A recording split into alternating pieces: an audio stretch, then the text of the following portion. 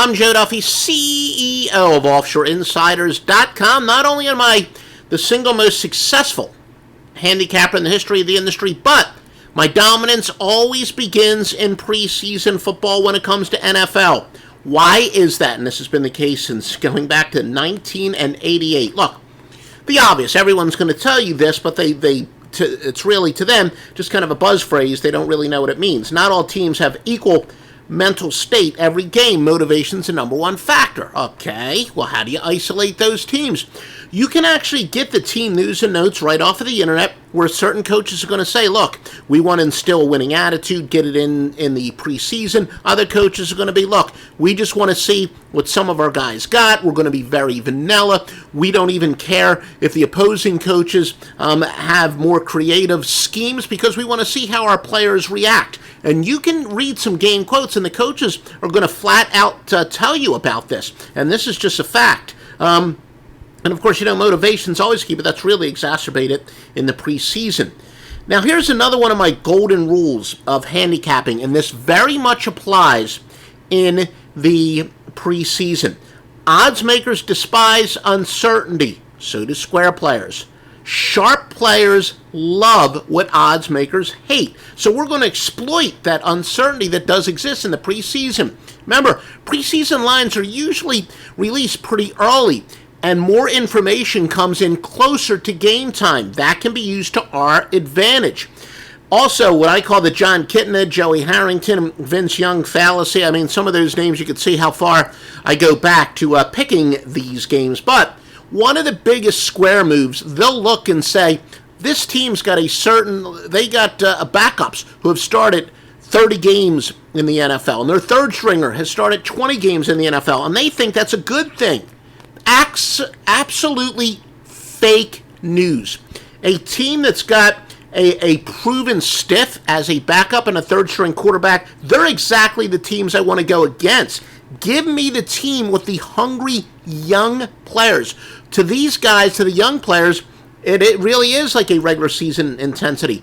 They're playing for a roster spot. They all believe they could be starters. They could win a starting job in the preseason. So again, I wish there was a program, an easy program for the NFL preseason. I got a lot of great software, but not one that does this. But just to see how many starts your backups have had in their career, especially really at the quarterback position. And I would almost bet my left nut if Team A, their backup quarterbacks have a combined 3 starts in their NFL career, and Team B, their backup quarterbacks have a combined 35, 40 starts in their NFL career, I would go with Team A, the team with the less experienced quarterbacks. And the squares believe just the opposite. And I guarantee you, if there was software that I could empirically prove this, I would bet my left nut that would be the case.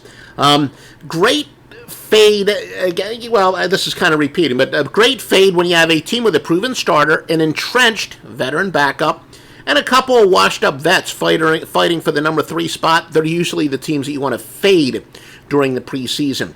Now, also, speaking of fade, and I'm recording this is one of my evergreen videos, but the truth is I record this in 2019.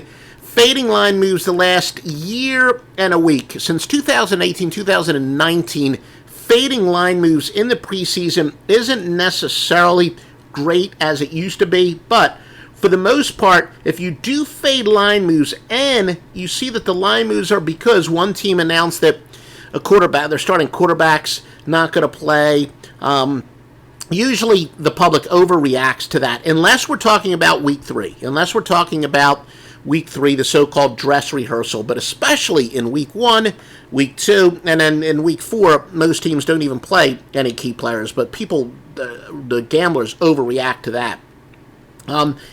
And look, Billy Walters is widely considered to be one of the greatest gamblers ever, but his expertise was in manipulating the markets and making the lines actually move. I will say in the preseason is the one area where you can predict the line moves and successfully meddle them. And usually when you have one coach say a starter's going to play 12 to 15 snaps, this will often happen in week 2. of the preseason especially. Team B will say, well, we're going to start 20 to 25. Well, the public's going to jump all over Team B, but this is a case where it's easy to beat the screen. Once that information comes out, there really is a grace period where you can bet that. And, in the situation that I just gave, the public is going to bet on Team B. So you jump on you have a chance there is a pretty strong window where you can jump on Team B before the line moves, beat the screen, as we like to say, 25 years ago. And you'll have a chance to middle it, and then once the line moves, bet on Team A. And usually a significant line move, if it moves at least 3 points or 1.5 points and it crosses a key number, like a game goes from 2 to 3.5. If we could bet both sides of that, that's usually when I will middle it. Coaches breaking in new schemes, whether it's an offensive coordinator, defensive coordinator, they're usually the best to go with because they are the ones that are going to maybe play their players a little bit more and their schemes are going to be a little bit less vanilla. There's always multiple factors, and the truth is, as in advanced analytics, we've discovered more and more very specific systems that have made me even better in the preseason, not to mention the regular season. Just get all my picks at offshoreinsiders.com. Joe Duffy's picks at offshoreinsiders.com. If you like this information, please give us a retweet. Give us a like. Follow us on we had to start a new YouTube channel. Don't even bother to ask me. If you're watching it on Periscope, give us a heart. You got the idea. Joe Duffy's picks at offshoreinsiders.com.